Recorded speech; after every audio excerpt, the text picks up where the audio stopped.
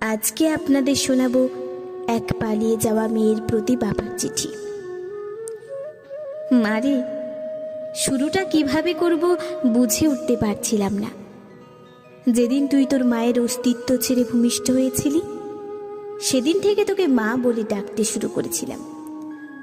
তোকে মা ডাকতে গিয়ে নিজের মা হারানোর ব্যথা ভুলে গিয়েছিলাম। তোর মাকেও কোনোদিন মা ছাড়া অন্য নামে ডাকতে শুনিনি। বিদ্যালয়ের প্রথম দিন শিক্ষক যখন তোর নাম জিজ্ঞেস করেছিলেন, তোকে মা বলে ডাকতে ডাকতে তোর ডাক নামটাও ভুলে গিয়েছিলাম। তোর নাম বলতে না পারায় সবাই আমাকে নিয়ে হাসাহাসি করেছিল।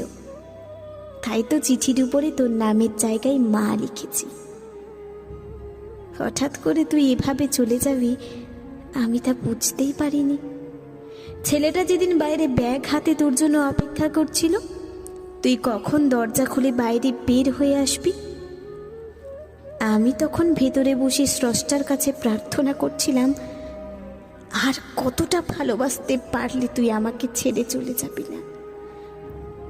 তুই ঘরে বসে ভাবছিলি আজ যেতে না পারলে ছেলেটার কাছে ছোট হয়ে যাবি, আর আমি ভাবছিলাম তুই চলে গেলে সমস্ত পিতৃ জাতির কাছে কি করে মুখ দেখাবো আমি।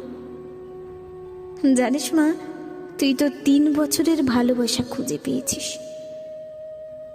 কিন্তু আমার জীবন থেকে 20 বছরের ভালোবাসা হারিয়ে গেছে।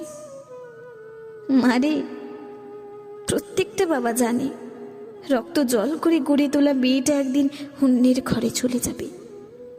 তারপরও এতটুকু কৃপণতা থাকে না বাবাদের ভেতর।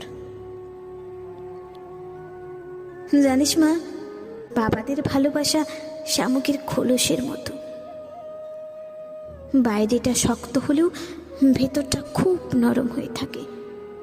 বাবারা সন্তানদের কতটা ভালোবাসে তা বোঝাতে পারে না, তবে অনেকটা ভালোবাসে। জানি মা, আমার লেখাগুলো পড়ে তোর খারাপ লাগতে পারে। কি করব বল, তোরা যৌবনে পা রাখার পর চোখ নাক কান সব কিছুর প্রতি বিবেচনা করে প্রেম করিস, কিন্তু যেদিন জানতে পারলাম তুই তোর মায়ের গর্ভে অবস্থান করছিস, সেদিন বুঝতে পারিনি তুই কালো না ফর্সা হবি, ন্যাংরা নাকি বোবা হবি। কোনো কিছুর অপেক্ষা না করেই তোর প্রেমে পড়েছিলাম, তাই এত কিছু লিখলাম। আমি জানি মা, তোদের সব সন্তানদের একটা প্রশ্ন, বাবারা কেন তাদের ভালোটাকে সহজে মেনে নিতে চায় না।